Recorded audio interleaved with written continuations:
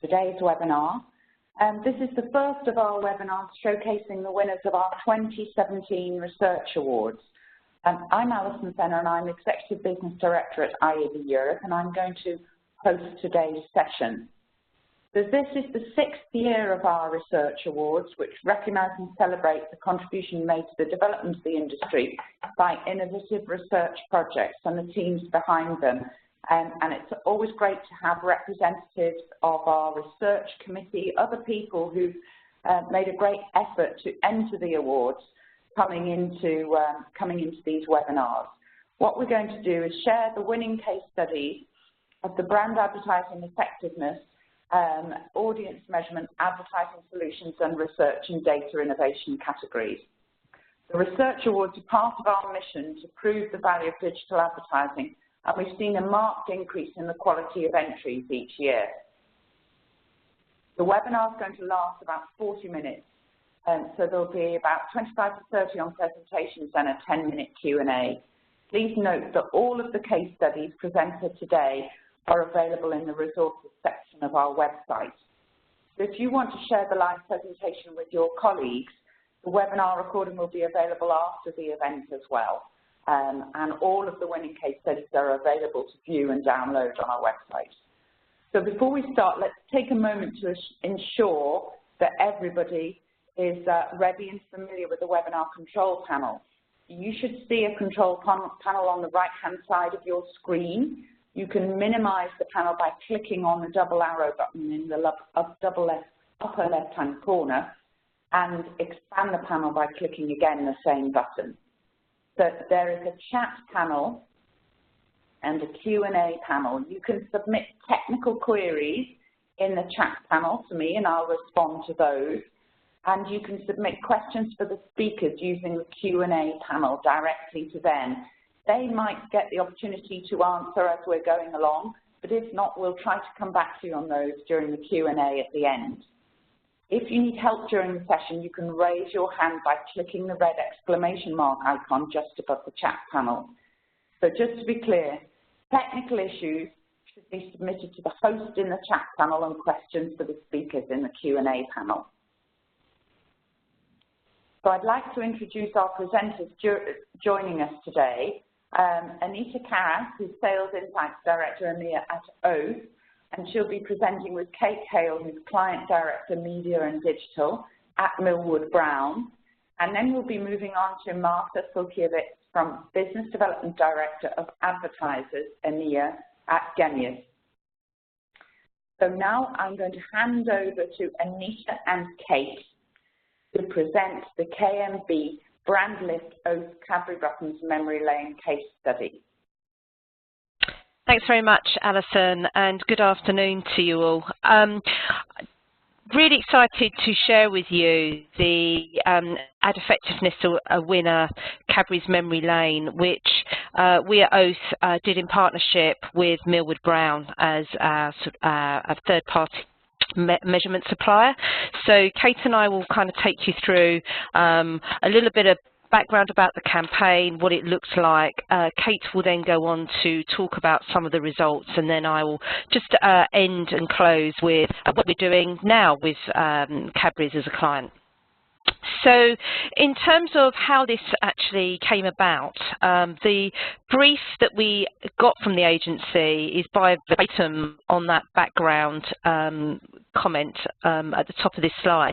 Cadbury's buttons wanted to be synonymous with celebrating the shared moments of joy that mums have with their children. The way that we approached this was very much insight-driven from the beginning. So what we were looking at is the fact that nowadays it's easier than ever to capture those little joyous moments that you love as a parent, but it's hard to make the most of them. We get hundreds of pictures and photos forgotten in the depths of our phones. And therefore, what we did was we utilised a global piece of research that we at Oath had commissioned called Content Moments that really started to look at what would create those joyous moments. And what came to the fore was very much around points of differentiation and creativity. They're seeing that consumers view brands that are different as highly valued to start to get that resonance between the brand and the consumer.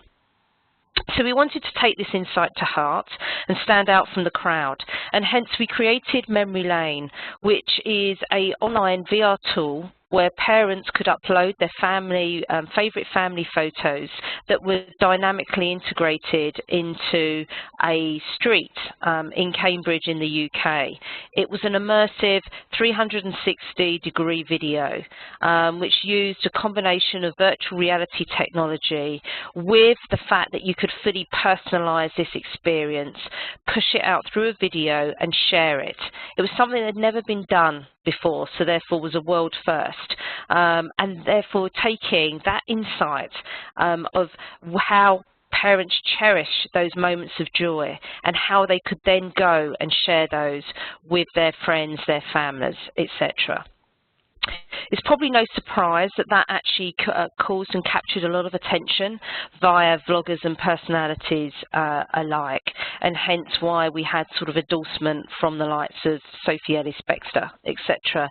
within this campaign. In addition, to maximise the reach of mums across this campaign, we utilised our own product, Huffington Post, the Family Time, where we literally took over that channel and supercharged this with editorial content, video content, how-to videos. We also worked in partnership with Channel Mums to deliver a cross-platform campaign across desktop, mobile video and editorial content. So therefore, really trying to push out that reach and engagement at scale amongst the mums. So what were the research objectives of this campaign? The primary objective was really to increase that top-of-mind awareness of Cadbury's buttons. And then secondary, it was to increase the affinity of reigniting young mums' emotional connection with the brand, ensuring essentially that Cadbury's buttons was the first choice of chocolate. So really improving that message association, and when they're thinking of snacking, that was the first choice they went to. Finally, Cadbury's wanted to create awareness and drive interaction with that Memory Lane tool as a key asset within their campaign to drive the differentiation that they wanted to achieve. I'm now going to hand over to Kate to run through some of the measurement activities that went on for this campaign. Great, thank you very much, Anita. So, yeah, just to take you through that methodology and some of the key results. So, firstly, in terms of the methodology, in order to measure the impacts of the Cadbury's Buttons campaign, Oath worked with us at Kantar Millward Brown to conduct a brand lift advertising effectiveness study. And what this study focused on was really showcasing the effectiveness of that campaign's digital activity on the key metrics that Anita's just been talking about. So for the study, we recruited a broader audience of adults 25 to 54, but within that we also recruited a robust number of the key parents with young children, so kids aged 0 to 5 audience, for our analysis benefits. And recruitment went really well. We managed to recruit nearly 900 respondents that were split between those that had been naturally exposed to the campaign and those that hadn't been exposed to the campaign, so i.e. our control group.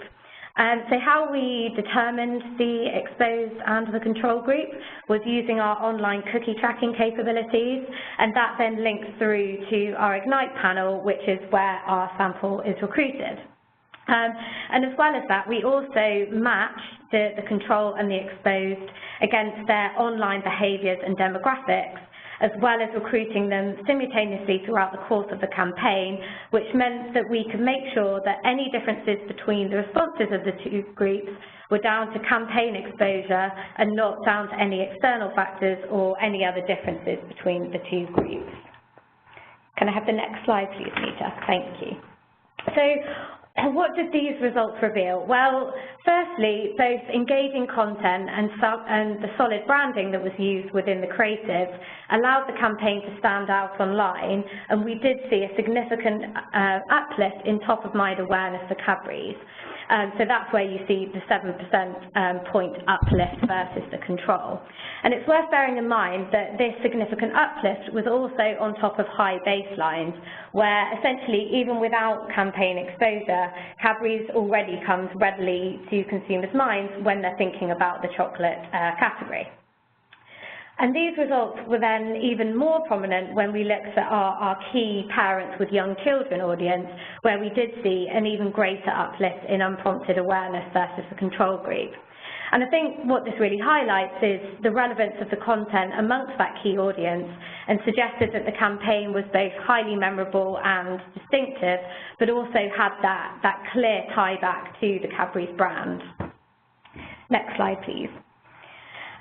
So, as well as driving brand saliency, exposure to the Memory Lane campaign was also able to strengthen those associations between the campaign's Taste Like It Feels tagline, as well as key perceptions around Cadbury's giving parents those shared moments of joy with their children, as the objectives of the campaign were designed to do.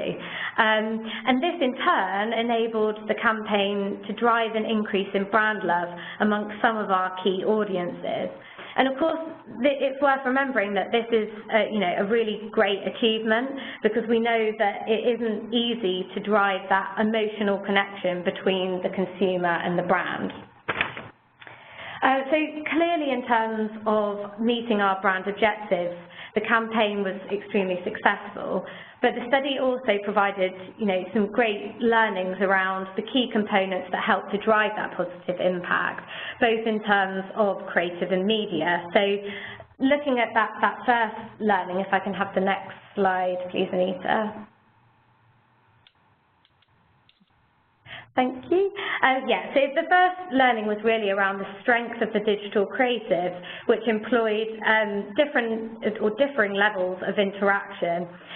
Now, the differing levels of interaction were perceived by respondents as really enjoyable and involving, and this is clearly shown by our creative diagnostics, which are some of the results are shown on this slide. And we know that these are two key factors that really help to drive creative cut-through, as well as maintain attention in the distractible and competitive online environment.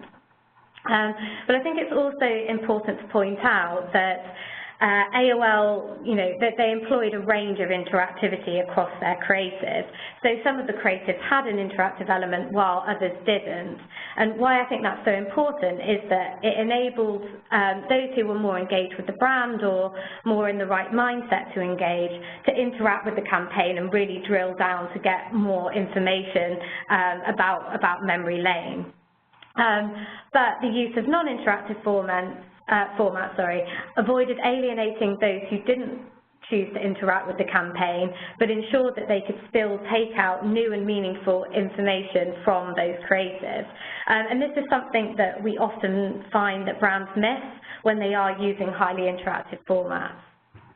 And then the second sort of key learning was around media and the employment of different formats. So what we saw being a really key success factor was that Oath did employ a strong mix of both traditional but alongside newer digital formats that work really well together to deliver against different brand metrics. So in particular, we saw that the video format, so the branded player and the end slate, were able to drive significant uplift across the entire purchase funnel. So right from awareness right down to those more emotional metrics such as affinity.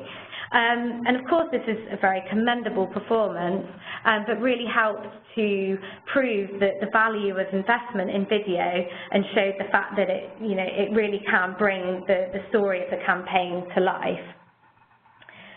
So I'll hand back over to Anita now just to talk through how some of those results were interpreted by the brand. Thanks, Kate. So in terms of looking at the significance of this study, as we mentioned earlier, this was a world first in terms of creating a personalised 360-degree video that people could actually interact and respond to, called Memory Lane. So we were keen to get results on how that went down in terms of validating the use of innovation within the broader campaign mix. The results that we found were invaluable in also providing us insight into how consumers respond and engage with an emerging technology format. And in fact, we've taken this further in some research that we've done post that in creating VR rooms where we can get consumers in and really see how they are utilising some of these new technologies and their responses to when brands come into that mix, to really sort of broaden out the range of products and utility of digital that we offer to our customer base. We were also able to test various formats, as Kate's kind of outlined within that, including video and editorial, and see how they help to drive those different brand metrics and work in combination.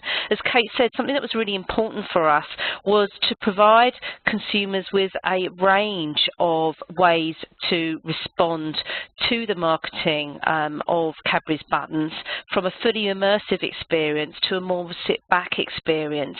But both with the same aim of driving that awareness and that affinity with the brand. And we believe that we had huge success with this campaign. Obviously, there's a quote there from Catherine Young, the Senior Brand Manager at Cadburys, talking about how proud she was with the innovative nature of the campaign, delighted with the results, and felt that it made very positive steps in cementing Cadburys buttons as being synonymous with shared moments of joy. It also showed up very positively in some media mix modelling that Cadburys ran independently and was able to isolate out both the Cadburys Lane, Memory Lane experience as well as our other oath activities, which has led to us consolidating our partnership further with Cadburys across our portfolio of products. In fact, our next campaign that we're currently working on, live as we speak, is moving this forward from moments of joy to moments of generosity, and what prompts people to be generous and the role that Cadburys can play in that moment. So as you see, we're starting to evolve that communication strategy built on these learnings. And that brings us to a close in terms of the Cadburys Memory Lane study.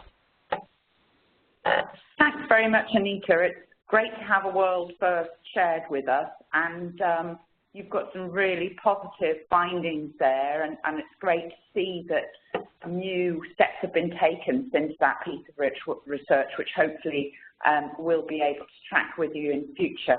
So now I'm looking forward to questions at the end on that, and in the meantime, it's time to hand over to Marta Sulkiewicz from Genius, who's going to talk to us about the Genius ad reel research. Welcome, Marta.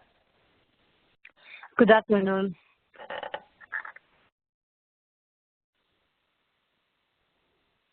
Good afternoon, ladies and gentlemen. If there are any questions to previous speakers, I can start. We're going to do all the questions at the end, Marta, okay? So you feel free to start. Okay. Okay, perfect. Welcome once again. I'm going to talk about our research, Genius Ad Reel, Real Digital Campaign Research. We are, of course, a proud winner of this year's research award. But what we are really going to tell is, let's say, how the people-based measurement can help us, can support our digital strategies. Because Genius Ad Reel is actually a full approach, giving us a full transparency. Sorry, I see that not all slides play properly. Just a second, I will try to. Okay, I will try to move to this one.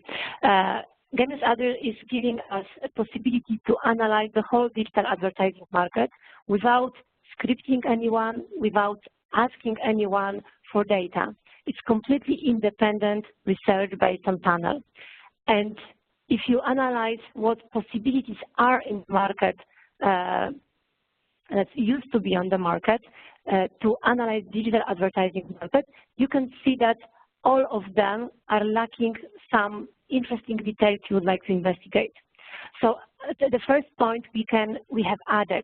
So we have publishers and agencies reporting of the digital ad spendings.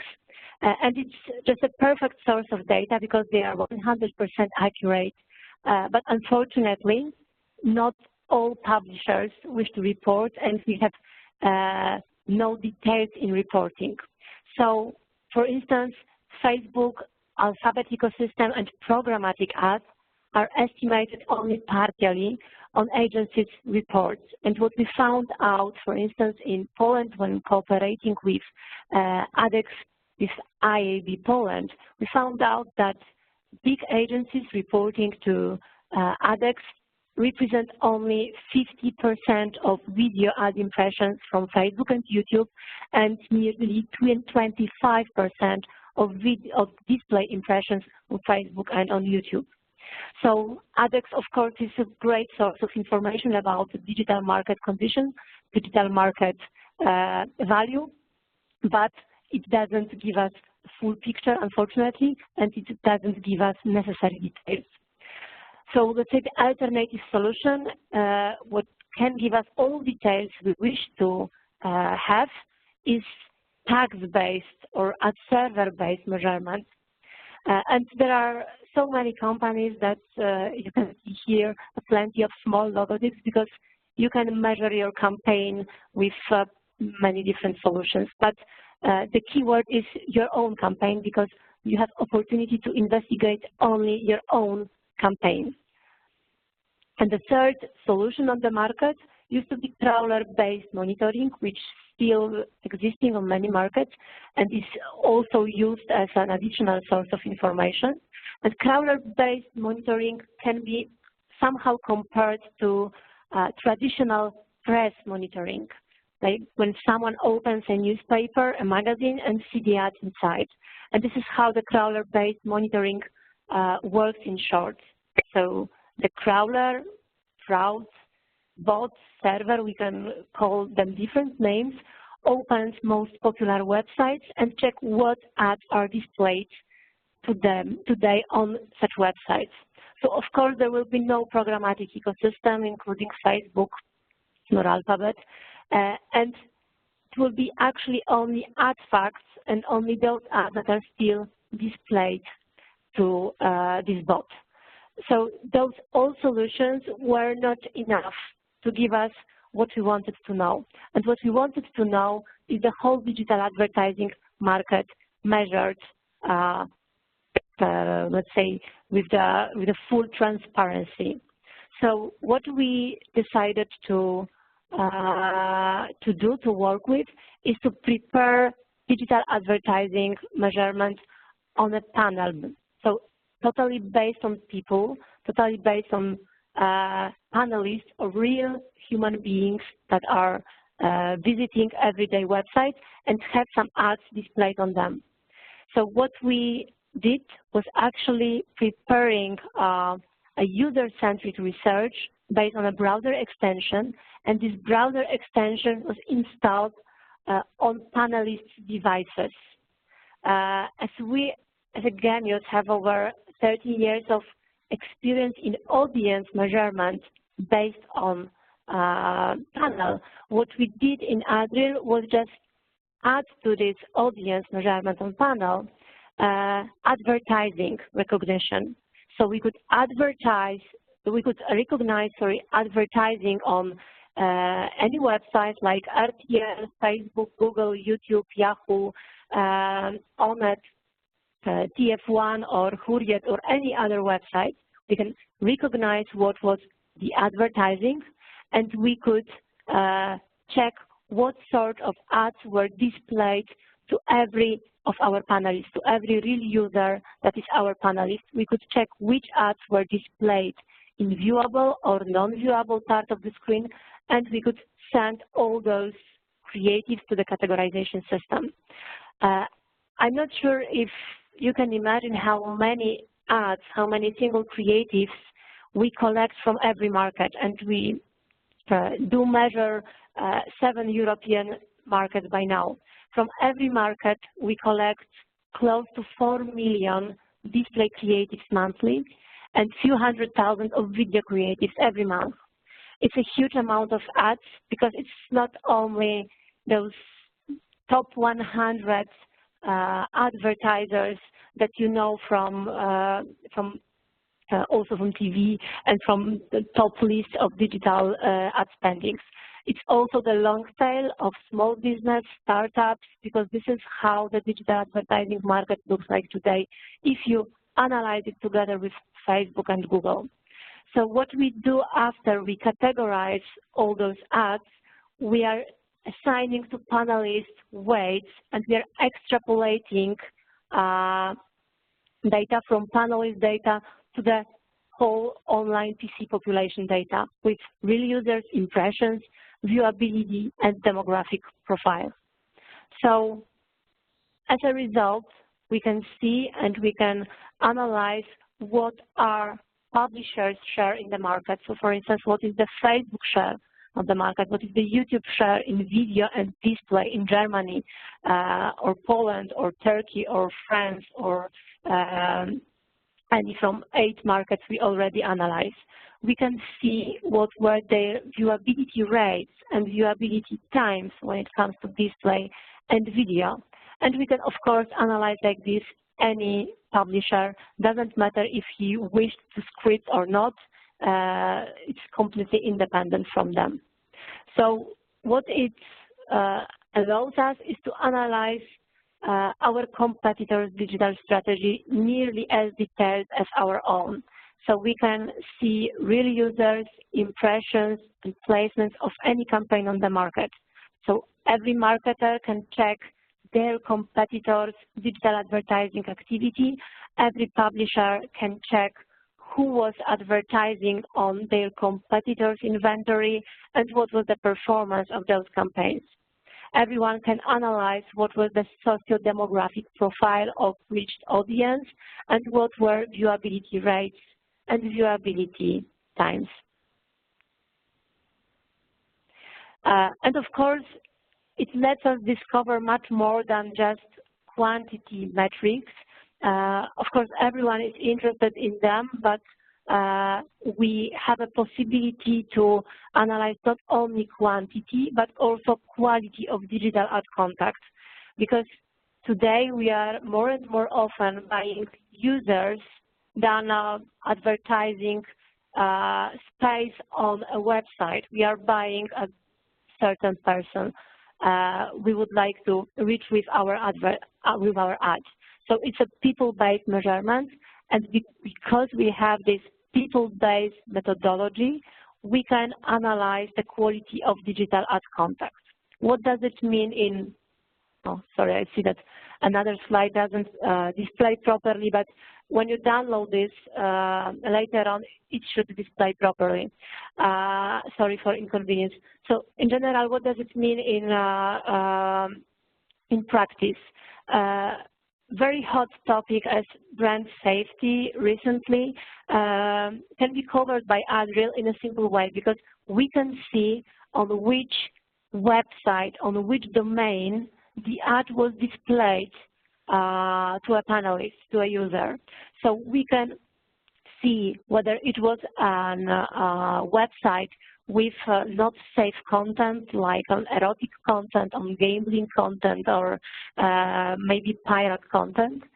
We can see the information on from which technologies, ad serving technologies, this impression was served, so as to cut off from our media planning such not safe for brand reputation incidents. What we can also analyze fully is viewability, because thanks to this people-based measurement, we can see how long the ad was displayed in viewport, in viewable part of panelist screen, and we can, of course, extrapolate this data to the total population. So we can analyze the viewability times, for instance, which ad was watched longer, your or your competitor, your marketer, or which ads were watched longer on, for instance, YouTube or on Facebook. What is average viewability time for Facebook ads?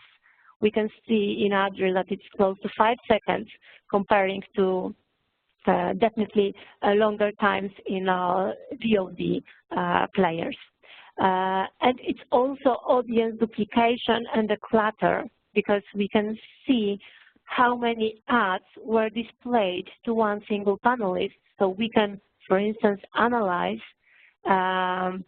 with how many ads he had a contact certain day, week, or month, and we can also analyze if he, for instance, has a contact with Nivea and L'Oreal ad at the same time.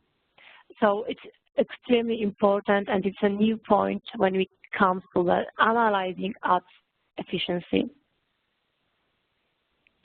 So when it comes to viewability, just to give you an example, how the average watching time looks like, for instance, in Poland, when you compare different websites, you can see that when it comes to in-stream ads with non-skippable video ads, traditional pre-rolls with no-skip options on TV broadcasters with VOD services, the average is over 20 seconds because people need to watch the ad until the end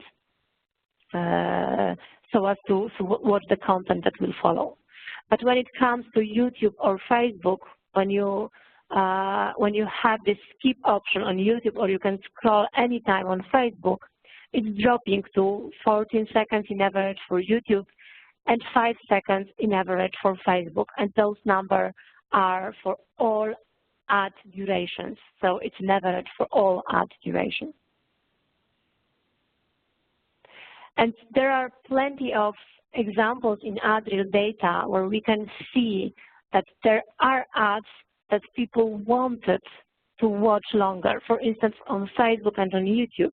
And I don't know if any of you saw this Real Easter Bunny campaign by Netto in Germany this year, but it is one of the famous cases, and we analyzed that this 2 minutes video ad that was placed on YouTube and on Facebook was watched in average for around 30 seconds because it was simply so interesting.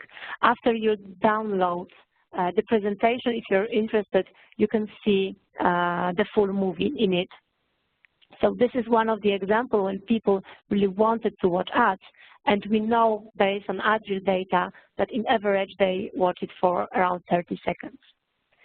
And this different example of analyzing viewability metrics, again with video ads, is a very short ad from the Polish bank mBank, which has only 10 seconds, and the skip button appears after 5 seconds when the lector already told you that our loans conditions are as easy as skipping these ads.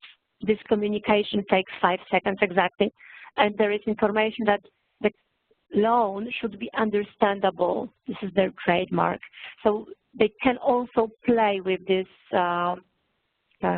length of the video ads, and in this particular case, this 5 seconds with important communication was fully watched. This is all when it comes to Adriel. You can analyze more on our website. Sorry for very strange format that this presentation was displayed in. I hope that if you are interested, you will download the PowerPoint file later on.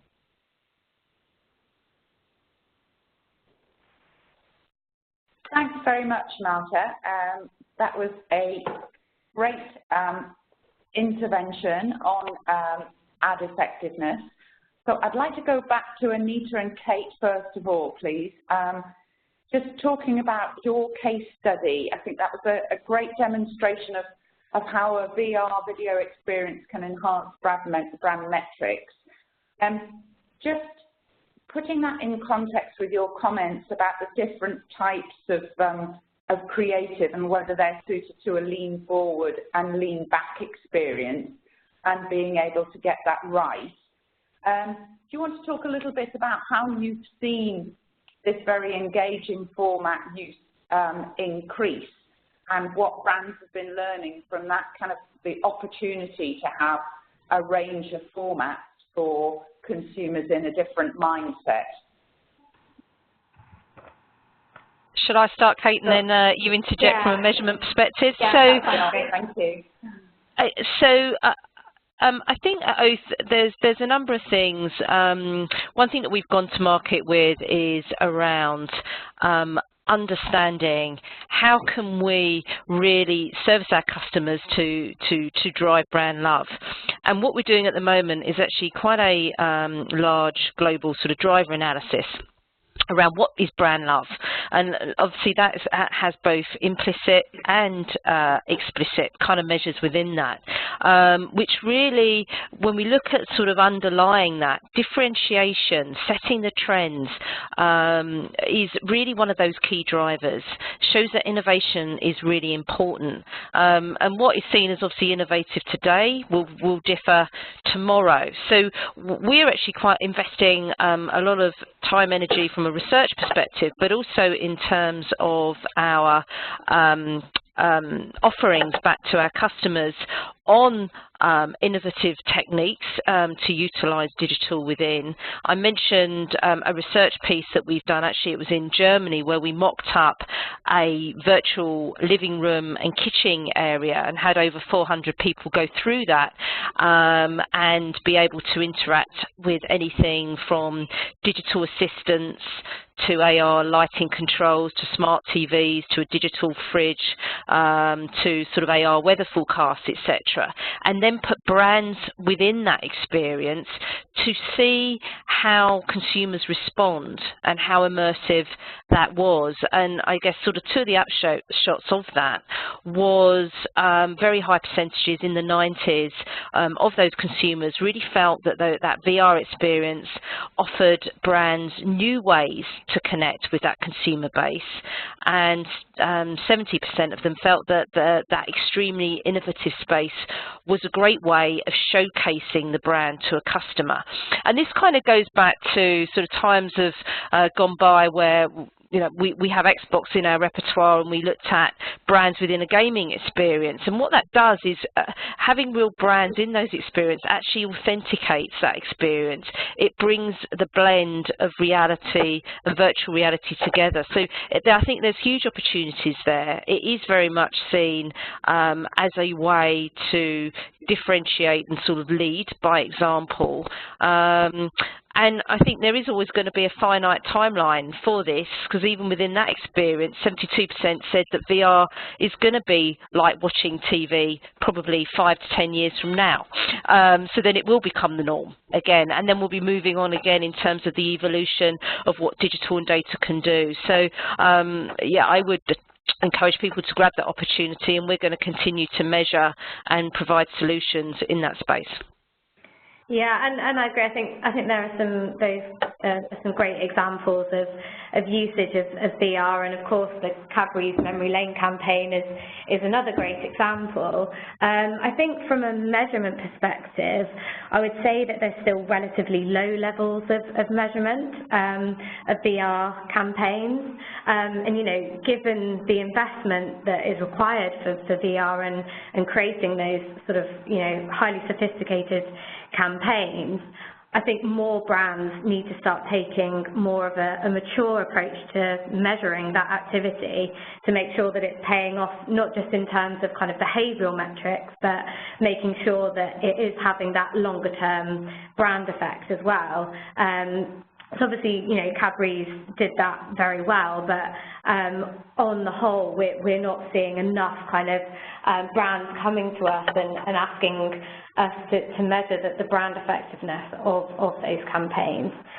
And then I think what we can learn from Cadburys specifically is going back to that whole interactivity piece. So we know that not everyone is going to interact with VR, and it might reach, you know, lower levels of the target audience. So I think, like Cadburys did, supporting that campaign with other digital formats, whether that be video or other display formats, will help ensure that the campaign does continue to reach the right audience and kind of reach enough of their key audience. And also just making sure that where brands are integrating themselves into those VR experiences, that they're doing that because it has a meaningful benefit for the consumer, and that it also has a meaningful fit with the brand, rather than, you know, just using it for technology's sake. So yeah, I think hopefully over the coming months we'll start to see more measurement in this space. Thanks very much, Kate, and super to see such a great example of brand pioneering. So let's just move on to Marta. Marta, we have a question around what number of countries does Gemius Adreal cover, and how many panelists do you have by market? Do you want to tell us a bit about that, please?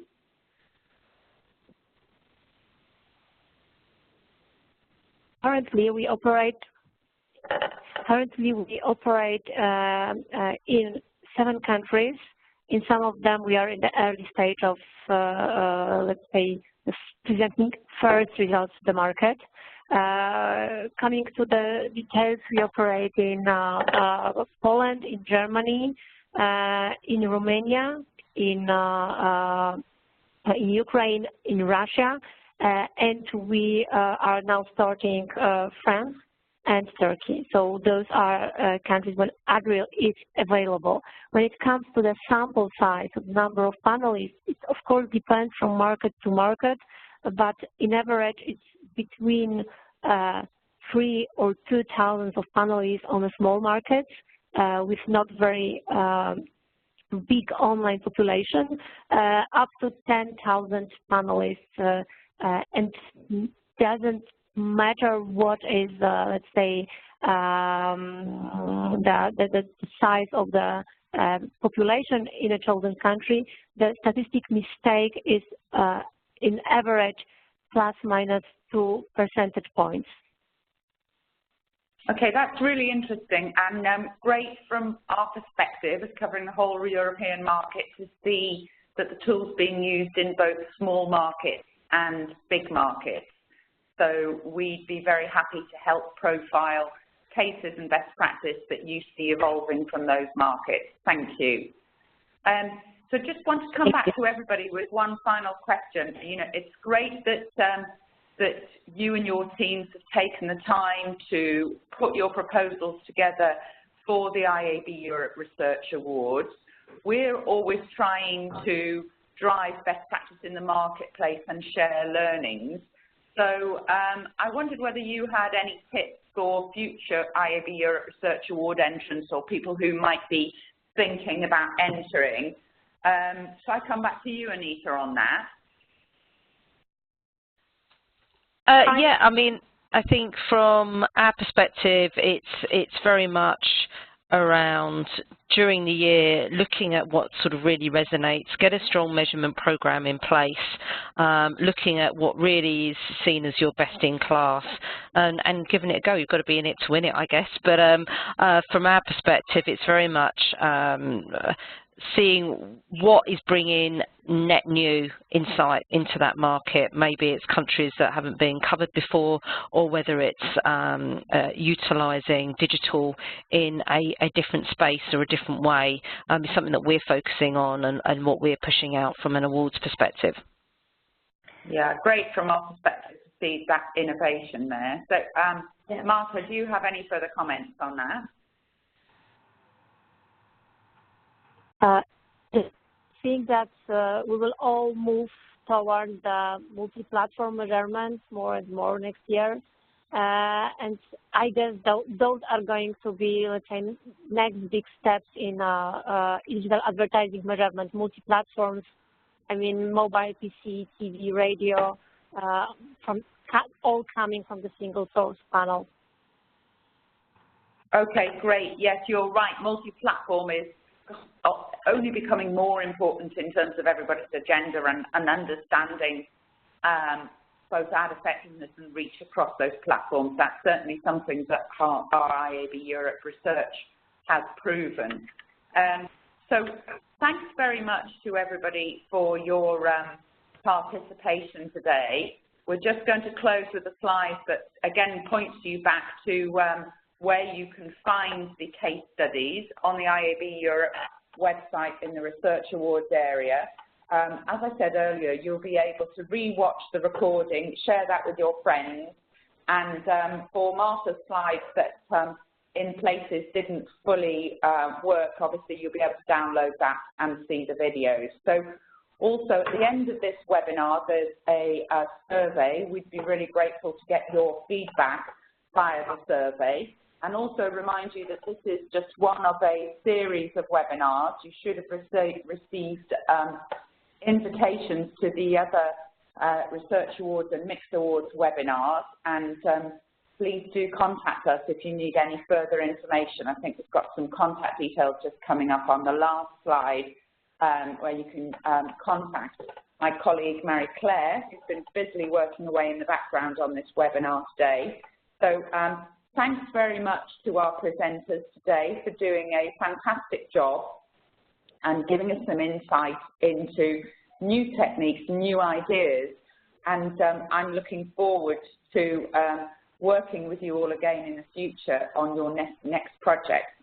Thanks very much. Thank you. Thank you.